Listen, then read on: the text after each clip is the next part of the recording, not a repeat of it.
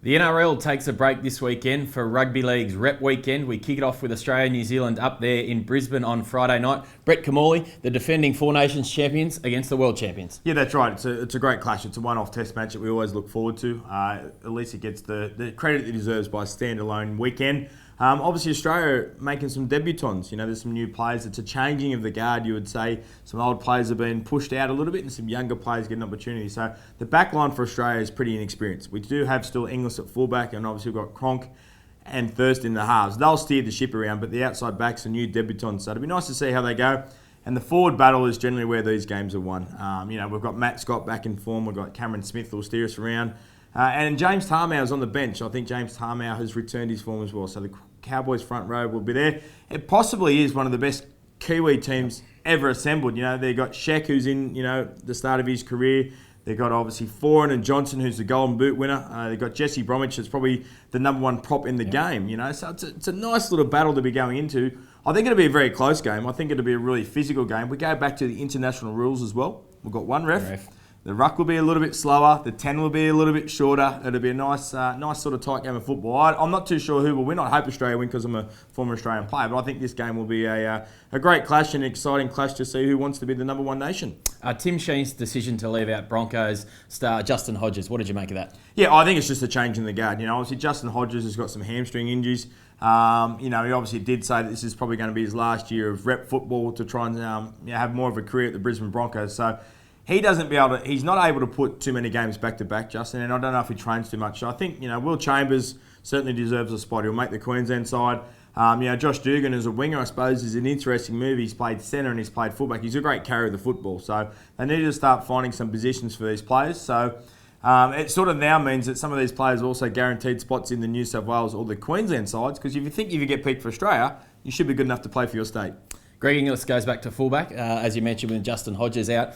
What do you see his role? Does that change at all the way he'll play? How will Tim Sheens expect him to come into the line? Yeah, well, he's obviously a great returner of the football. I don't know if he's been overly great for South Sydney the last month, so he'll probably want to get back to Test footy and play extremely well. It's at Brisbane, where it's his home sort of track anyway. So I think Greg Inglis plays totally different to Billy Slater. They won't be able to have the ball playing capability of Billy Slater. They lose a bit of the support running from Billy Slater, but they get a bigger frame. It probably starts their set rolling extremely well. So it's played a little bit different, a bit more structure there for probably what Australia have to play to get Greg Inglis into the game. But I think Billy Slater's a massive loss. I think he just does so much for you in attack and defence that he's someone you can never cover for.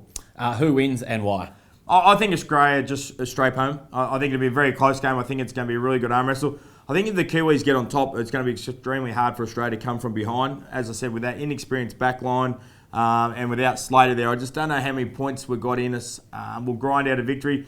If Kiwis and Sean Johnson plays to the potential we saw him play last year's World Cup, then they might win. They might have a day out, the Kiwis. They might come and ambush us, but I would just hope that Australia scrape home. We move on to Saturday, and there are 3 games of International Rugby League in a game which will just grow the game. Yeah, that's right. They're all about expanding the game. Obviously it's on the Gold Coast. You'd think there'll be a massive crowd there at Seabus Stadium. So you get junior Kangaroos versus junior Kiwis, under 20s players it is. So you've got some players that have tasted first grade, and you've got some players that some of the people who are going to watch this game are going to say, who are you? But they'll start to get a name for themselves playing rep football in a big game. So the Kangaroos have got some recognised NRL players as well. Valentine Holmes is in the side. Jackson Hastings is a bloke who's got a star in the making. So a chance for both of these sides just to sell themselves. Just a nice experience to get some rep football, to be a physical game. The Kiwis won last year by 1 point, so it was a pretty close encounter. It was pretty fiery in New Zealand the end of last year, so it'll be interesting who wins this one. Game 2 on Saturday is PNG versus Fiji up there at Seabus Super Stadium on the Gold Coast. Some good players in this as well. Yeah, there is some great players. It's just part of the emerging nations, growing the game in both these countries. PNG started in the Queensland Cup last year. They've had a taste of being in that domestic competition, travelling and going through. So they're growing their game, and obviously we know that in PNG they love rugby league. Fiji have been announced that they'll play in the New South Wales Cup next year. So that's a part of getting their sort of country ready, starting to show themselves off, play a bit of rep footy and see where they're at. So I think for both of these nations, it's really great that they grow the game, and obviously 2 islands or two areas of the country that love rugby league. They desperately love rugby league, and I think it's great they get to play the game.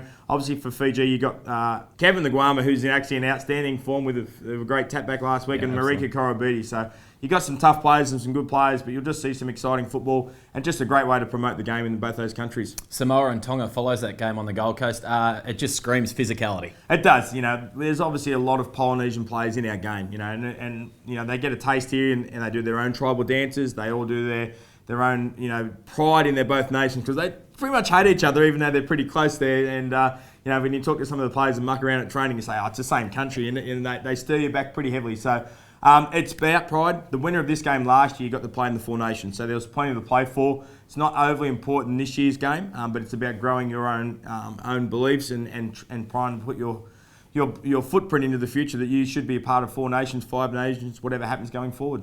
Sunday afternoon, it's the annual City Country Clash in a virtual New South Wales Origin trial. Down there in Wagga Wagga, it's virtually everyone wants to see about the halves. Yeah, well, they're obviously resting Trent Hodkinson and Mitchell Pearce. So is that the halves that New South Wales are going to pick, or is that one of the halves that's going to accompany someone else in the 5'8" position? So James Maloney's playing and Josh Reynolds are playing. So they're both been told to go out and play well and try and push their positions to play who's going to get picked in the halfback situation. So there's about 8 or 9 positions they're saying are up for selection because you've got the test players that should be guaranteed New South Wales spot. But I think it's a really good opportunity to see some young players play some rep football. We've got Matt Moylan getting a taste.